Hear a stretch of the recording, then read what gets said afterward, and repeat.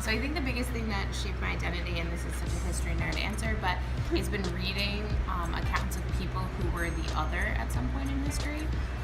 So whether that be slave narratives or women who were excluded from the workforce in the 50s or Japanese who were interned or whoever it is, I think it's reading accounts of people who are not considered part of the mainstream and figuring out ways that they've been excluded, because I think that helps me reassess all the privileges that I have and always keep that sort of present in my mind. My favorite book is Divergent and the trilogy, which includes Insurgent and Allegiant.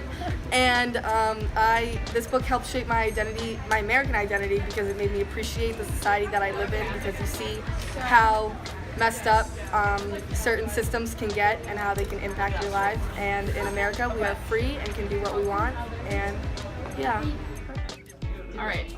So the book that impacted me the most was probably Little Women by Louisa May Alcott, because it was the first book that I read all the way by myself, and it kind of showed me that women can be authors too, and that we can do anything.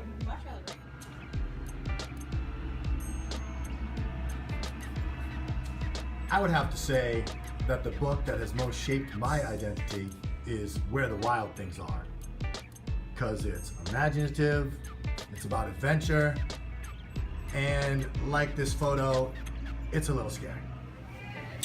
So Jack Kerouac is an author who has impacted me tremendously as a person.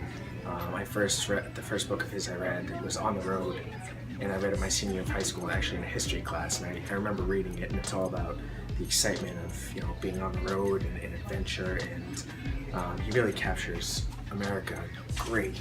The book is all about traveling across country and the excitement that entails, and I don't want to give away the ending, but the book is kind of about the falseness of that excitement and how it's an empty excitement and how it's not real. And one of his next books was, he wrote a lot, but he wrote another book called Dharma Bums, in which he kind of brings in some Eastern thought and incorporates that into his personal philosophy.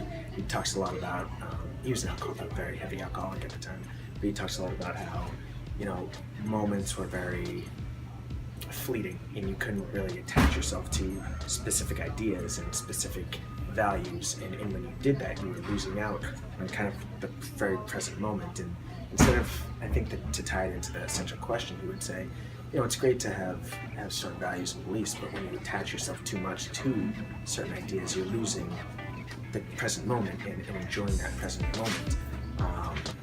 And his last book, and probably my favorite, is called Big Sur, and that's just, in a way, about the failure, I think, of the American dream, because he died when he was 42 of cirrhosis of the liver from alcoholism, and he's writing. He knows he's about to die when he's writing the book, and he's just writing all about his paranoia, how much he's trapped with drinking, and he's talking about how the values in America have led him to this point. So, me reading him, he's a great writer and he's got great style, but just the content, it really changed me as a person. It helped give me perspective on life in a lot of different ways. So he has impacted me quite a bit.